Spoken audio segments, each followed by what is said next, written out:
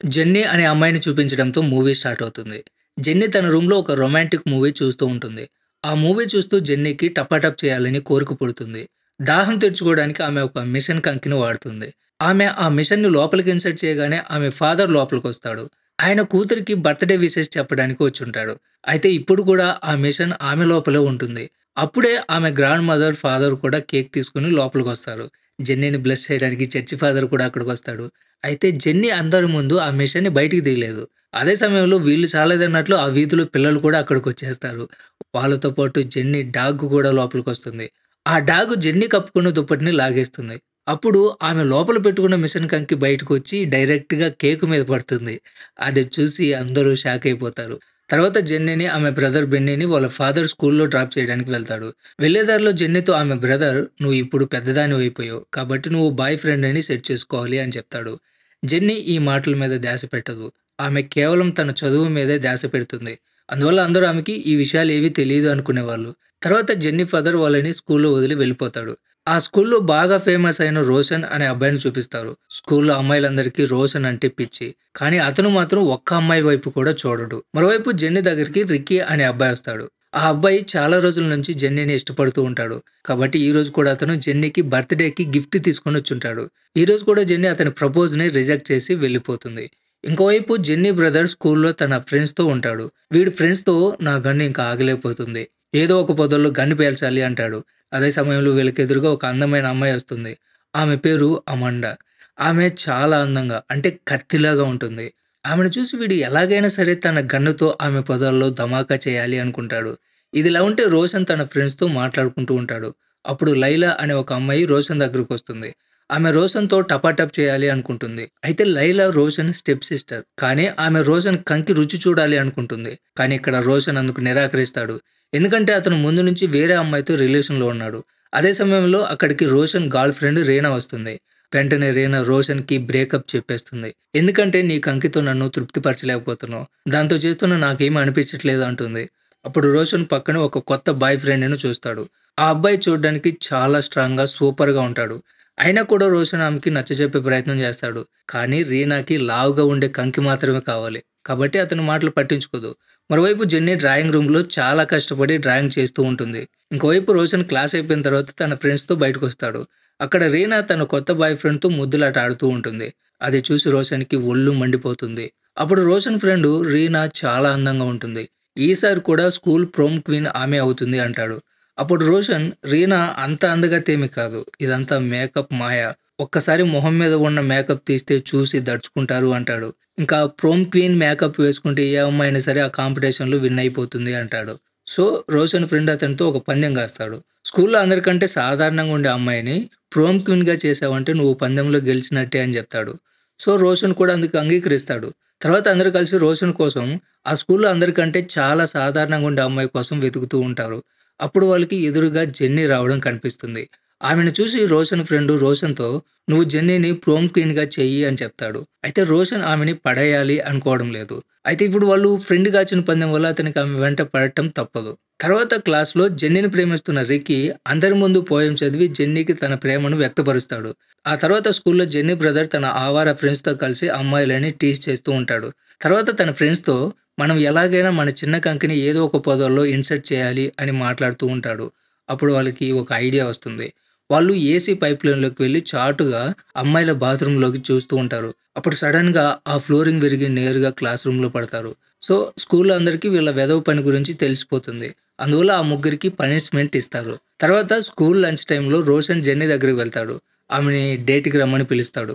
అప్పుడు జెన్నీ "అరే pool! 6 years నుంచి నేను ఇదే స్కూల్‌లో చదువుతున్నాను. ఎప్పుడు కూడా నువ్వు నన్ను కనీసం దేకను కూడా లేదు. అలాంటిది ఇప్పుడు నన్ను డేట్‌కెందుకు పిలుస్తున్నావు" అని అడుగుతుంది. అయితే రోషన్ తన పందెం గురించి ఆమెతో చెప్పడు. సో, జెన్నీ కూడా డేట్‌కి రాను అని చెప్పేస్తుంది.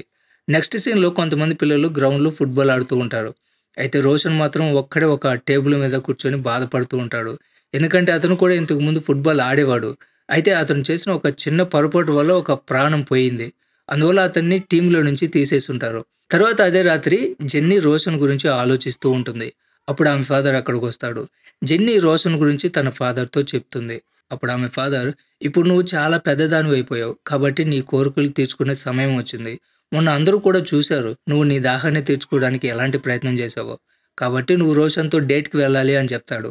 మరోవైపు రోషన్ తన సిస్టర్ లైలా ఇంటికి వెళ్తాడు. ఆమెతో జెన్నీని పడేయాలి. అందుకు నువ్వు నాకు హెల్ప్ చేయాలి. నేను ఆమెని స్కూల్ ప్రోమ్ క్వీన్‌గా చేయాలి అంటాడు.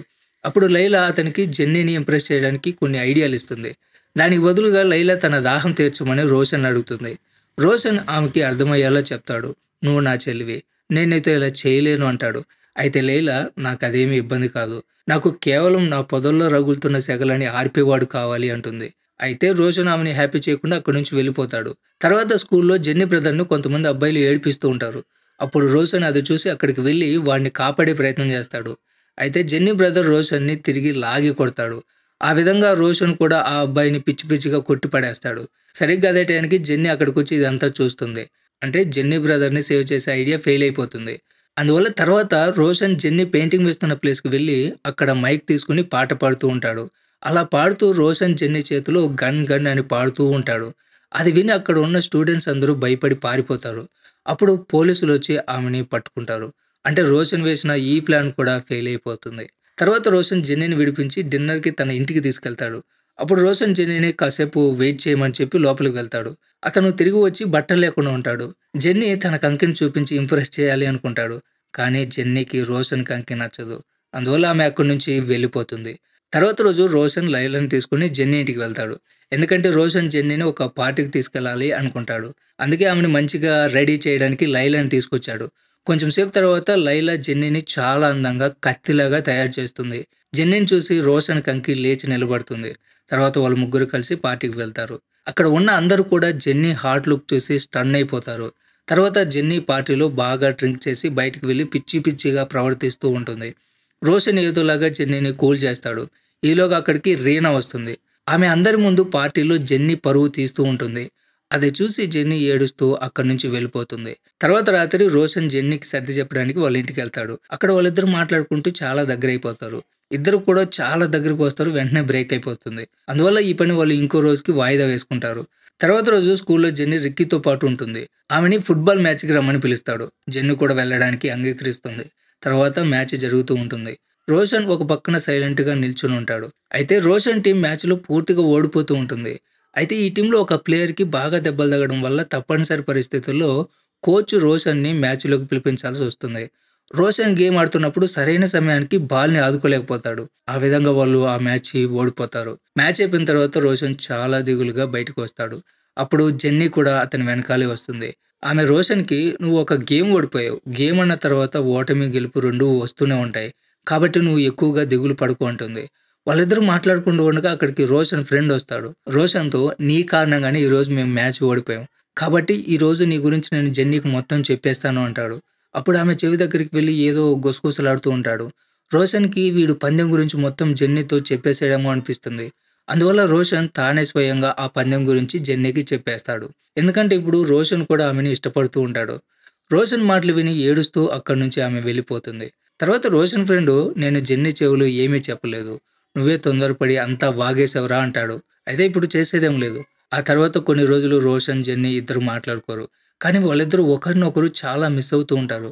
అలా ఒకరోజు రోషన్ పందెం కాసిన ప్రోమో క్వీన్ ప్రెజెంటేషన్ ఇచ్చే రోజు వస్తుంది. అక్కడ రోషన్ ఫ్రెండ్ జెన్నీని తనతో పాటు తీసుకువెళ్తాడు. రోషన్ తన స్టెప్ సిస్టర్‌తో వెళ్తాడు. అక్కడే జెన్నీ బ్రదర్, వాడి పిల్లబిత్తరి ఫ్రెండ్స్ కూడా ఉంటారు. వాళ్ళు ఎవరైనా దొరికితే కాటేయాలని చూస్తూ ఉంటారు. జెన్నీ బ్రదర్ ధైర్యం చేసి ముందుకు వెళ్ళి అమాండాకి ఒక లెటర్ ఇస్తాడు. ఆ లెటర్ చదివి వాడితో టపాటప్ చేయడానికి నిరాకరిస్తుంది. అయితే ఆమె వాడితో నేను జస్ట్ నీ లాలీపాప్‌తో ఆటాడుకుంటాను అని అక్కడి నుంచి తీసుకెళ్ళిపోతుంది. మరోవైపు జెన్నీ రోషన్ ఫ్రెండ్స్‌తో డాన్స్ చేస్తూ ఉంటుంది. అది చూసి రోషన్ తన స్టెప్ సిస్టర్‌తో డాన్స్ చేయడం స్టార్ట్ చేస్తాడు. ఇద్దరు ఒకరినొకరు ఉడికించాలనుకుంటారు. అప్పుడు రోషన్ స్టెప్ సిస్టర్ రోషన్‌ని కిస్ చేస్తుంది. అది జెన్నీకి అస్సలు నచ్చదు. అందువల్ల ఆమె అక్కడి నుంచి వెళ్ళిపోతుంది. కొంచెం సేపు తర్వాత స్కూల్ ప్రిన్సిపల్ ఆ పార్టీకి వచ్చిన ప్రోమ్ క్వీన్, ప్రోమ్ కింగ్‌ని అనౌన్స్ చేస్తాడు. ప్రోమ్ కింగ్‌గా రోషన్‌ని సెలెక్ట్ చేస్తారు. ఇక ప్రోమ్ క్వీన్‌గా రీనాని సెలెక్ట్ చేస్తారేమో అనుకుంటుంది. కానీ అలా జరగదు. ఇద్దరు అమ్మాయిల్ని ప్రోమ్ క్వీన్‌గా ప్రకటిస్తారు. ఆ ఇద్దరు అమ్మాయిలు రోషన్‌తో క్లోజ్‌గా ఉండడం చూసి జెన్నీకి ఒళ్ళు మండిపోయి అక్కడి నుంచి వెళ్ళిపోతుంది. రోషన్ వెంటనే ఆమెను వెతకడానికి వెనకాల పరిగెడతాడు. అప్పుడు రోషన్ ఫ్రెండ్ అతనికి ఎదురయ్యి జెన్నీ తన పొదలో ధమాకా చేయించుకోవడానికి ఓ హోటల్‌కి వెళ్ళింది అని చెప్తాడు. అది విని రోషన్ వెంటనే హోటల్ దగ్గరికి పరిగెడతాడు. అక్కడికి వెళ్ళిన తర్వాత రోషన్‌కి మంచం విరగ్గొట్టే సౌండ్స్ వినిపిస్తూ ఉంటాయి. లోపలికి వెళ్లి చూస్తే Roshan ex girl friend Roshan ఫ్రెండ్‌తో ధమాకా చేస్తూ ఉంటుంది. వాళ్ళు వేరే వీడియోస్ తీస్తూ ఉంటారు. అది చూసి రోషన్ కోపంతో ముగ్గురిని కొట్టి అక్కడి నుంచి వెళ్ళిపోతాడు. తర్వాత జెన్నీని వెతుక్కుంటూ ఆమె ఇంటికి వెళ్ళిపోతాడు. అక్కడ జెన్నీ ఫాదర్ ఆర్మీ సోల్జర్ లాగా మారిపోయి ఉంటాడు. ఆయన రోషన్‌తో జెన్నీ ప్యారిస్ వెళ్ళిపోతుంది. ఇప్పుడు తను ఎయిర్‌పోర్ట్‌లో ఉండొచ్చు అని చెప్తాడు. రోషన్ వెంటనే పరుగున ఎయిర్‌పోర్ట్‌కి వెళ్ళిపోతాడు. జెన్నీని వెతికి పట్టుకొని ఒక ఫుట్‌బాల్‌తో ఆమె తల మీద కొడతాడు. అలా జెన్నీ ఆగిపోతుంది. అప్పుడు రోషన్ ఆమె దగ్గరికి వెళ్లి తన మనసులో మాట ఆమెతో చెప్తాడు. అప్పుడు జెన్నీ మనసు కూడా తేలిక పడుతుంది. ఈ విధంగా జెన్నీ ప్యారిస్ ప్రయాణం ఆగిపోతుంది. అప్పుడు ఇద్దరు అక్కడే అందరి ముందు కిస్ చేసుకొని వాళ్ళ ప్రేమని వ్యక్తపరుచుకుంటారు. ఈ సీన్‌తోనే మూవీ ఎండ్ అవుతుంది. సో ఇది ఫ్రెండ్స్ ఇవాల్టి video. Don't forget subscribe. Thanks for watching.